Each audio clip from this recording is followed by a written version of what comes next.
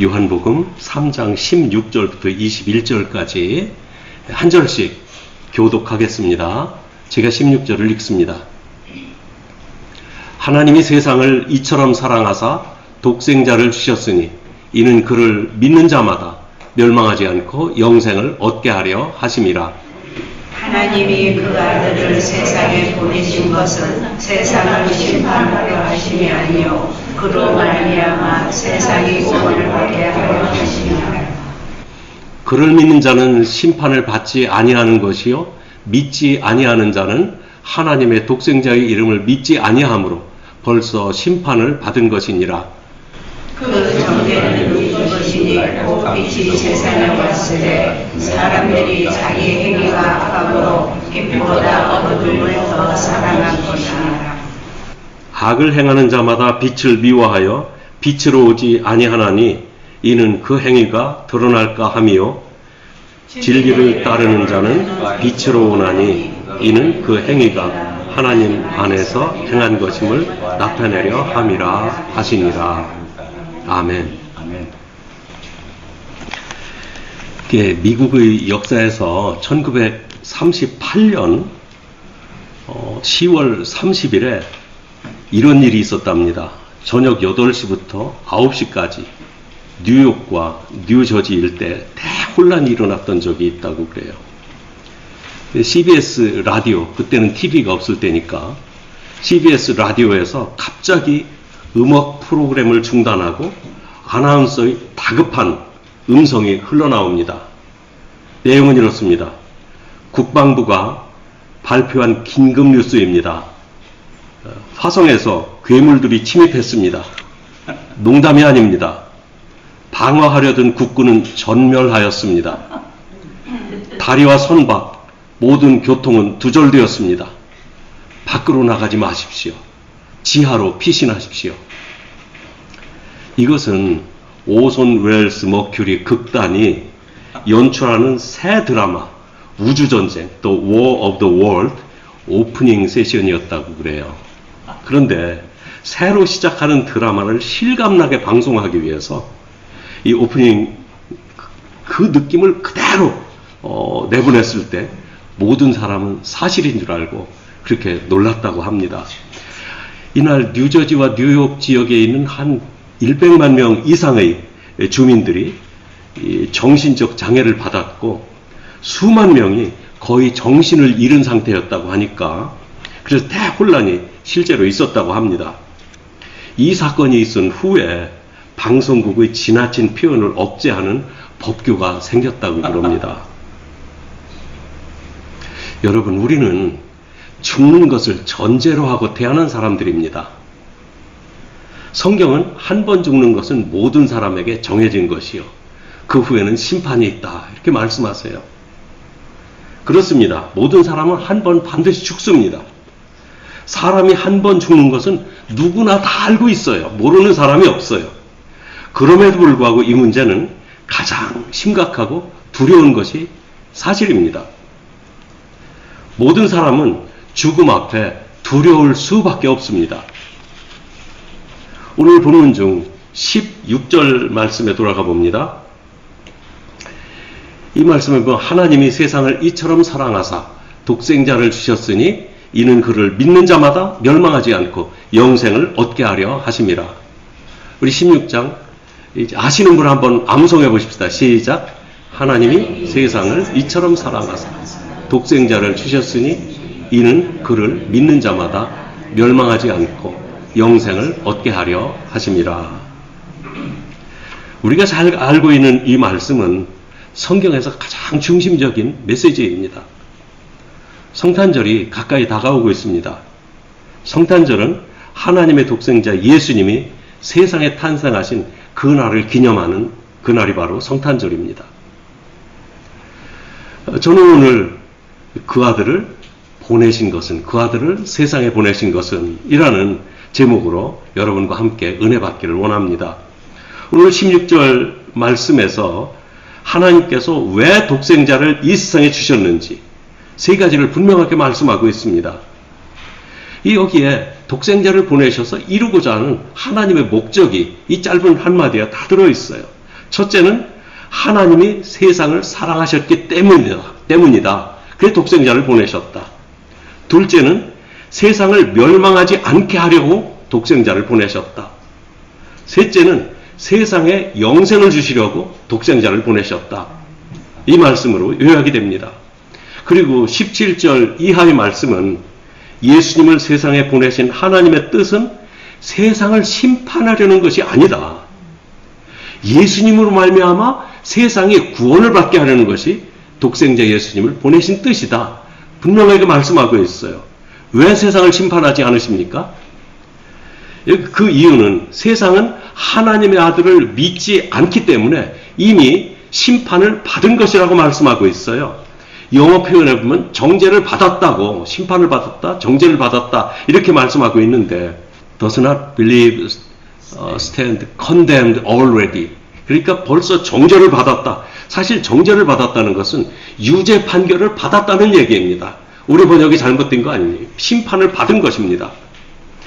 그래서 생명이시오 빛이신 예수님이 어둠의 세상에 오셨지만 세상은 어둠을 사랑하기 때문에 빛으로 오지 않는다고 말씀하셨어요. 그리고 하나님을 믿지 않는 것이 죄라는 사실을 발표한 그 순간 하나님께 오지 않는 사람은 이미 심판을 그 말씀에 의해서 받은 것과 다름이 없었습니다. 오늘은 예수님을 보내신 하나님의 뜻 세 가지를 요한복음 3장 16절 말씀에서 좀 가려서 여러분들과 함께 나누려고 합니다.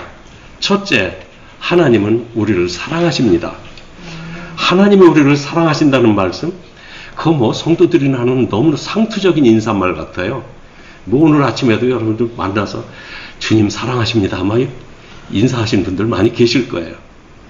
그러나 하나님이 우리를 사랑하신다는 말씀이야말로 복음 중에 복음입니다. 여러분이 복음을 듣기를 원하거든 하나님이 너를 사랑하신다. 그 말씀을 들으시기 바랍니다. 누군가 복음이 뭐냐고 묻거든 복음은 하나님이 우리를 사랑하신다는 말씀이야 라고 대답하시기 바랍니다. 우리는 복음에 의해 죄 용서를 받아 구원을 받았고 구원을 받아 영원한 생명도 얻었습니다. 사람들은 그리스도인들에게 질문합니다. 당신들이 말하는 복음이 뭐냐? 이 단순한 질문에 가장 멋진 대답. 복음이란 하나님이 우리를 사랑하신다는 말씀이야. 확신 가지고 대답하시기 바랍니다. 복음을 영어로는 가스펠이라고 말하는데 또 굿뉴스라고도 말합니다. 자, 그렇다면 우리에게 무슨 뉴스가 가장 좋은 굿뉴스겠습니까? 하나님이 우리를 사랑하신다는 뉴스보다 더 좋은 뉴스는 세상에 없습니다. 이렇게 질문할 거예요. 하나님이 우리를 사랑하신다고? So what? 그게 뭐 어때서? 하나님이 우리를 사랑하셔서 하나님의 독생자를 우리에게 보내주셨어. 독생자를 보내주셨다는 이 말씀이 또한 복음입니다. 하나님의 독생자를 우리에게 보내주셨다고? So what? 그래서 그게 뭔데? 독생자 예수님을 믿는 사람은 멸망하지 않는데. 멸망하지 않는다고? 그게 나와 무슨 상관이야? So what? 멸망하지 않는 것, 죽지 않는 것이고 영원한 생명을 얻었다는 말이야. 참 이렇게 요한복음 3장 16절을 말씀드릴 수 있는데 멸망해야 될 사람이 영원한 생명을 얻는 것이야말로 세상의 무엇과도 바꿀 수 없는 크고 소중한 선물입니다. 하나님은 이것을 우리에게 주시려고 하나님의 독생자를 우리에게 보내셨습니다. 그리고 많은 사람들이 이 사실을 믿고 영원한 생명을 얻어 영원한 하나님 나라를 소망하며 살아가고 있습니다. 하나님의 사랑은 죄인들의 죄를 용서하시는 사랑입니다. 그리고 멸망에서 구원하여 영원한 생명을 주시는 그런 사랑입니다.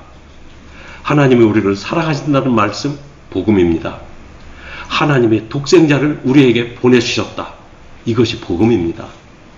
독생자를 통해서 우리에게 영생을 주셨다. 이 말씀이 복음입니다. 자, 둘째, 독생자를 보내주신 것은 멸망하지 않게 하시려고 독생자를 보내주셨습니다. 자, 오래전에 보았던 영화 중에 인디펜던스 데이라는 영화가 있었어요. 혹시 기억하시나요? 꽤 오래됐죠? 예. 보신 분들 기억하실 거예요. 첫 장면은 하여튼 기억을 제가 살릴 대로 살려서 한번 설명해 보려고 했는데 아무래도 오래돼가지고 잘 생각이 안 나요. 그냥 세상을 멸망시키려는 외계인이 거대한 그 우주선을 이게 먹구름 속에서 번쩍번쩍 빛을 내가면서 이 세계의 아주 중요한 도시 위에마다 커다란 우주선이 거기에 머무릅니다. 이 가공을 그냥 조금 큰 비행 접시 그런 게 아니에요. 도시 전체를 커버할 수 있을 만한 그저 끝이 보이지 않는 그런 거대한 우주선인데 별이 내려온 것 같아요. 그것이 세계 곳곳에 워싱턴 DC에, 뉴욕에, 로스앤젤레스에, 파리에, 런던에, 상파울루에 아무튼 세계 유명한 도시마다 하나씩 내려와 가지고 그곳에서 이제 위협합니다. 그리고는 강력한 빛을 내면 일시에 도시 전체가 멸망하는 그런 장면이었어요. 마치 에스겔서를 읽으면서 그 어마어마한 심판의 두려움을 느끼게 하는 그런 장면을 연상시키는 장면입니다.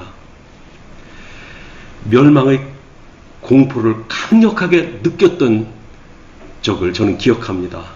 세상은 멸망합니다. 그런데 우리는 이 세상이 아직 너무 좋아요. 가만히 생각해 보니까 저도 이 세상이 아직 좋은 것 같아요. 이 죄악으로 멸망받을 세상이라고 하지만 그냥 쓸어버리기에는 너무 아까운 게 너무 많아요. 우리 교회는 1년에 한두 차례 야드 세일을 합니다. 거라지 세일을 하고 야드 세일을 하는데 집에서 거의 쓰지 않는 물건이지만 그냥 버리기에는 아까운 물건들을 모아서 필요한 사람들에게 싸게 이제 파는 그런 행사예요. 근데 이번에 팔리지 않은 물건은 모아두었다가 다음번에 다시 팔고 또 안 팔리면 또 모아두었다가 다시 팔곤 합니다. 지금은 사용하지 않지만 비싼 돈을 주고 샀던 물건들이에요. 너무 소중한 물건들입니다. 그래서 그것들이 헐값에 팔려나가는 것을 보면 싫어요. 그래가지고 어느 분은 가구를 하나 내는데 그걸 이 야드세일에 나온 100불 넘는 거 안 사가려고 하잖아요. 그저 20, 30불 주고 사가려고 하는데 자기는 2, 300불 받고 싶은 거예요. 내가 이거 몇천 불 주고 산 건데 아까워서 그래가지고 뒀다 결국은 못 팔고 아직도 있잖아요. 예, 아무튼 이건 야드세일 얘기하려고 하는 게 아닙니다. 이 세상은 하나님이 창조하신 아름다운 세상입니다. 하나님의 사랑이 가득 담긴 것이 이 세상이에요. 그래서 이 세상에 하나님의 형상을 따라 지은 사람들이 살고 있습니다. 하나님은 세상과 세상에 사는 사람들을 사랑하셨습니다. 하나님 보시기에 이 세상이 멸망할 죄악 가운데 빠졌지만 멸망시키기에는 너무나 아까우신 거예요. 그러나 하나님이 그냥 말씀 한마디로 창조하실 수 있는 이 세상이기 때문에 언젠가 멸망시키실 때는 우리가 상상할 수 없을 만큼 무자비하게 멸망하는 날이 있을 것입니다. 그러나 지금은 자꾸 미루셔요. 하나님이 심판하실 때 아낌없이 쓸어보실 것이지만 하나님, 이와 같이 사람은 하나님의 말씀을 거역하고 원수의 편에 섰습니다. 원수의 편에 있는 사람을 원수와 함께 하나님이 멸망시키실 것입니다. 옛날 노아 시대에 홍수로 세상을 멸망시키셨던 적이 있습니다. 또 소돔과 고모라가 그 두 성이 유황불로 하나님이 엎으셨던 적이 있습니다. 그들의 죄악이 하나님 보시기에 너무 컸기 때문입니다. 또 일본 사람들은 선교사들 말씀에 의하면 대표적인 우상 숭배자들이라고 말을 합니다. 그 나라의 산업이 발달해서 강대한 나라가 되었을 때 그들은 세계를 지배하는 꿈을 꾸었습니다. 그리고 그 꿈은 결국 전쟁을 일으킵니다. 그런데 하나님은 그와 같은 꿈을 꾸고 전쟁을 일으킨 일본의 두 도시 히로시마와 나가사키를 그 원자탄으로 불태우신 적이 있습니다. 하나님은 세상을 심판하실 것이며 그 심판은 세상을 아끼지 않는 완전한 멸망일 것입니다. 지금 죄악의 밤은 깊어가고 있고 심판을 예고하는 징조들이 나타나고 있지만 사람들은 별로 관심이 없어요. 믿으려고 하지 않습니다. 하나님은 이 세상이 죄악된 세상이지만 아끼고 사랑하신다고 말씀하세요. 하나님이 세상을 이처럼 사랑하사. 하나님이 세상을 사랑하신다고 말씀하십니다. 한번 생각해 보십시다. 우리가 쓰던 헌옷이나 가구들도 버리기가 아까워 야드 세일에 내어놓고 안 팔리면 두었다가 다음번에 세일에 다시 내어놓고 또 쌓아두었다가 또 내놓고 그러는데 하나님이 아름답게 창조하신 이 세상 얼마나 아끼고 사랑하시겠습니까?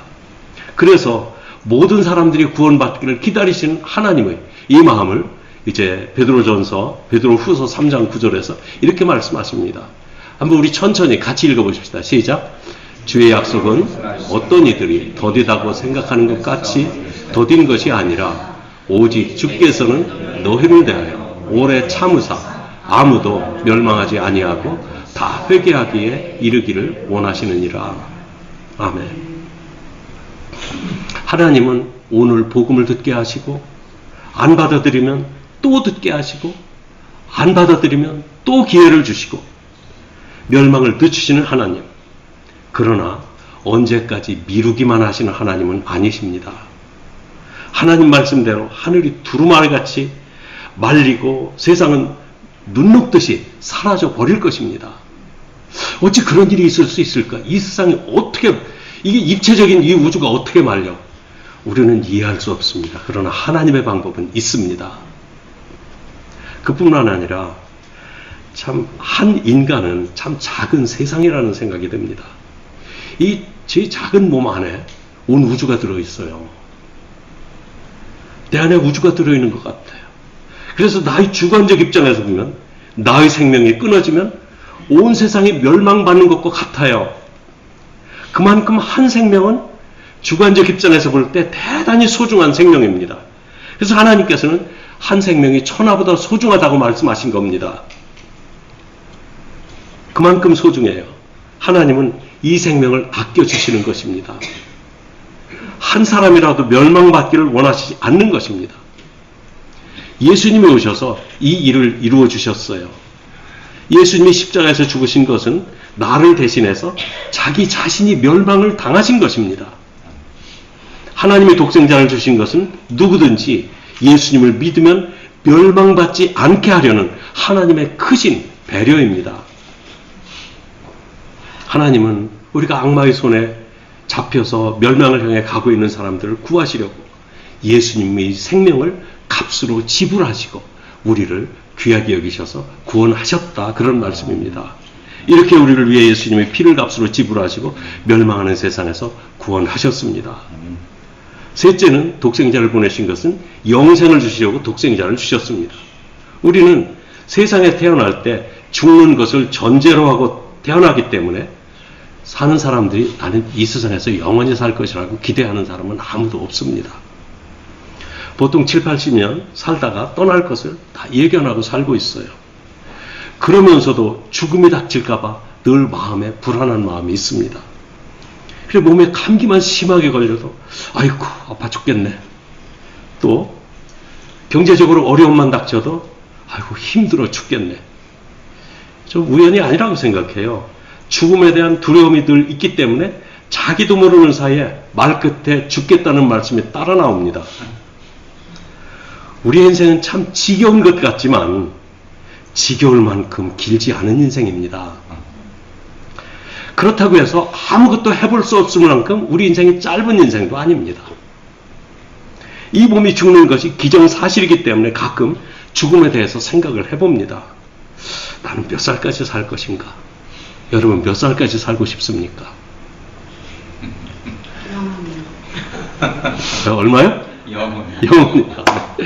하나님이 영생 주시는, 어느 목사님이, 가까이 계신 목사님이에요. 그래서, 아들하고 같이 살다가 아들한테 집을 주고 본인이 집 따로 나가서 사시거든요. 아들한테 물어봤대요. 야, 너네는 엄마 아빠가 얼마나 오래 살면 좋겠니? 얼마나 살 것이라고 생각하니? 한참을 생각하더니 75?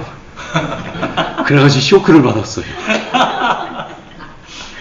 이제 70이 다 되던 분인데 얼마까지 살고 싶으십니까? 요즘 장수하는 분들은 90세, 100세는 그냥 당연한 것처럼 여기고 있으니까 저는 저에게 맡겨주신 임무를 다 한 후에는 힘이 다 빠지기 전에 주님께 갔으면 좋겠다, 그런 생각을 합니다. 나에게 영생에 대한 확신이 없다면 아마 죽음을 두려워할 것입니다. 우리는 태어나면서 죽기로 정해진 사람들입니다. 그러나 하나님은 우리가 영원히 멸망하지 않는 것을 전제로 하고 다시 태어나게 하셨습니다. 지금 우리가 죽은 후에는 다음 세상에서 어떻게 다음 세상에 우리들의 삶이 계속될 것인가, 그거를 연구하는 사람들이 있어요. 그냥 교회에서만 이런 것을 선포하는 줄 알았더니 이걸 연구하는 학자 집단들이 있대요. 그 사람들의 모임도 있고 세계적인 네트워크도 있다고 합니다. 그런데 이 사람들은 그리스도인들이 아니에요. 예수 믿지 않는 사람들인데 죽음 후에 분명히 뭔가 있긴 있다, 그걸 연구하는 사람들입니다. 저는 그들이 사후세계를 연구하면서 결국은 성경 말씀이 옳구나 하는 결론을 얻게 될 것이라고 생각을 합니다. 그들에게 하고 싶은 말은 이겁니다. 그런 거 연구하느라고 시간 낭비하지 말고 성경 말씀 믿어보십시오. 거기 다 답이 나와 있습니다. 성경은 우리가 죽은 후에 천국이나 지옥 중 한 곳에 가게 될 것이라고 말씀하고 있습니다. 오직 예수님이 이루신 십자가의 구원을 믿음으로 이 두 가지 갈림길에서 우리는 영원한 확신을 하게 되는 것입니다. 이 농부가 봄에 씨를 뿌릴 때 뿌리는 씨에는요, 그냥 오래 거둘 씨들도 있어요. 1년생 풀과 다년생 나무들이 있는데 1년생 종자는 심어서 그 해에 거둡니다. 채소나 곡식 같은 거는 그 해에 뿌려서 그 해에 거둡니다. 그런데 어떤 나무들은 이렇게 씨를 뿌려서 싹이 나오면 그걸 옮겨 심어서 오랫동안 자라게 합니다. 은행나무, 소나무, 느티나무 이런 것들. 참 종자가 다양해요. 그런데 예수님은 우리에게 씨를 뿌렸는데 그 뿌린 씨앗이 영생이라고 말씀하셨어요. 이 베드로전서 1장 23절 말씀, 우리 천천히 같이 한번 읽어봅시다. 시작. 너희가 거듭난 것은 썩어질 씨로 된 것이 아니요 썩지 아니할 씨로 된 것이니 살아있고 항상 있는 하나님의 말씀으로 되었느니라. 아멘.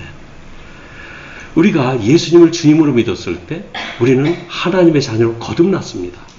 거듭난 것은 하나님의 말씀이라는 씨앗에서 난 새 생명이라고 말씀하시는데 썩지 않는 씨라고 말씀하셨어요. 우리는 영생하는 종자에서 시작한 새 생명을 가지고 있는 사람들입니다. 말씀을 정리합니다. 하나님은 우리를 사랑하십니다. 우리가 멸망당하지 않도록 독생자를 보내셨습니다. 우리는 멸망하지 않고 영생할 것입니다. 우리에게 하나님의 독생자를 주신 것은 예수님의 구원을 믿음으로 받아들이고 멸망에서 구원받아 하나님의 자녀로 거듭나 영원한 하나님 나라에서 하나님과 함께 살게 하시는 것입니다. 이 성탄절에 독생하신 하나님의 아들 예수 그리스도를 주님으로 받아 여러분도 모두 영생하시기를 주님의 이름으로 축복합니다. 아멘. 그 믿음으로 영생을 확신하며 승리하시는 여러분들이 되시기를 바랍니다. 아멘.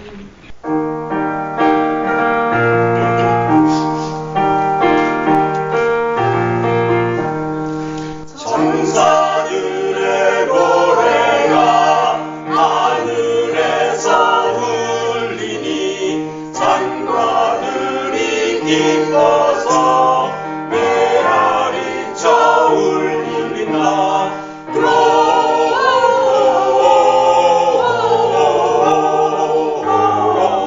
Gloria in excelsis Deo. Gloria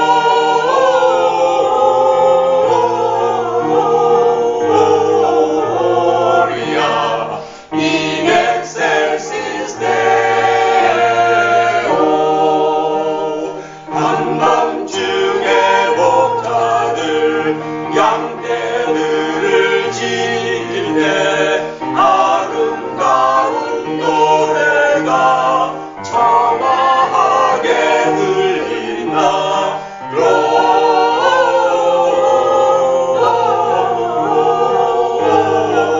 Gloria in excelsis Deo.